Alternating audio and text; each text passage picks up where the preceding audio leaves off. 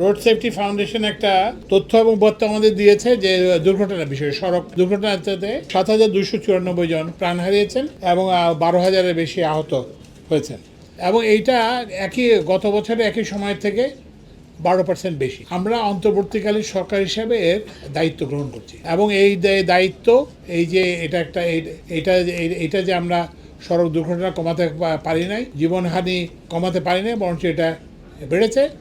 এই জন্য আমরা এটার দায়িত্ব গ্রহণ করছি এবং বিশেষত আমাদের যে এই সংশ্লিষ্ট সংস্থা কি বলে বিআরটিএ এবং পুলিশ এইটার দায়িত্ব গ্রহণ করছে। এরপরে দ্বিতীয় যে সিদ্ধান্ত, তো আপনি দায়িত্ব গ্রহণ করলে তো দায়িত্বের বিপরীতে একটা করার থাকে, তো ওই জন্য এরপরে আমরা একটা সিদ্ধান্ত নিয়েছি যে ট্রাস্টি এর ব্যবস্থার মধ্যে যে সড়ক দুর্ঘটনার জন্য জীবনের কোনো মূল্য হয় না, কিন্তু এটা আমাদের অপরাধ স্বীকারের একটা বিষয় হিসেবে যে সড়ক দুর্ঘটনায় যারা নিহত হয়েছেন, সড়ক দুর্ঘটনায় যারা আহত হয়েছেন, তাদের যে চিকিৎসার জন্য যে আইন অনুযায়ী যে এটা দেওয়ার, এটা অবিলম্বে দেওয়ার আমরা ব্যবস্থা করার জন্য বিআরটিএ এবং সংশ্লিষ্ট সবাইকে নির্দেশ দেওয়া হয়েছে।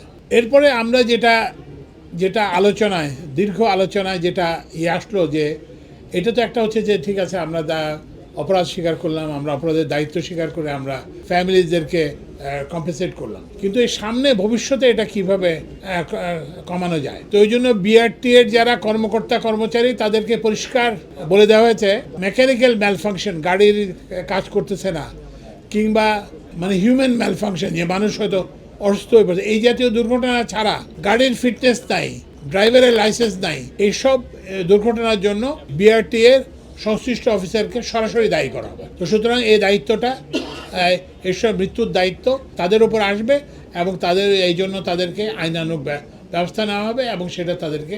এরপরে আরেকটা জিনিস আমরা দেখছি যে আমাদের একটা ড্রাইভিং লাইসেন্স এবং এইসব ফিটনেস ইস্যু করার একটা প্রক্রিয়াটা অনেক জটিল, একটা বজ্র আটুনি ফসকা গিরো, একটা কি যেন বলে কি এডিএম এর নেতৃত্বে কমিটি আছে, কমিটি লাইসেন্স দেয়।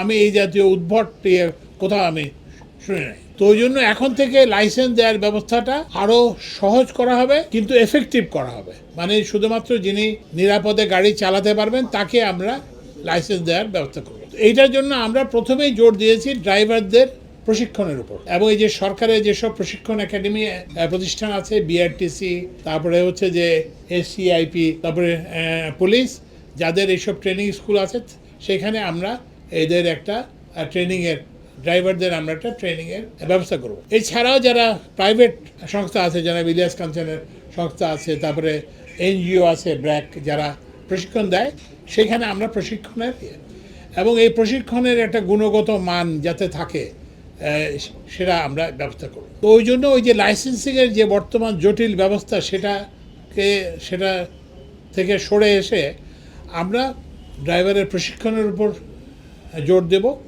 ড্রাইভারের দৃষ্টিশক্তি ঠিক আছে কিনা, আই টেস্ট, এটার উপর জোর দেব, এবং ড্রাইভার এই যে ডোপ টেস্ট, যে মাদকাসক্ত কিনা, সেটার উপরে আমরা জোর দেব।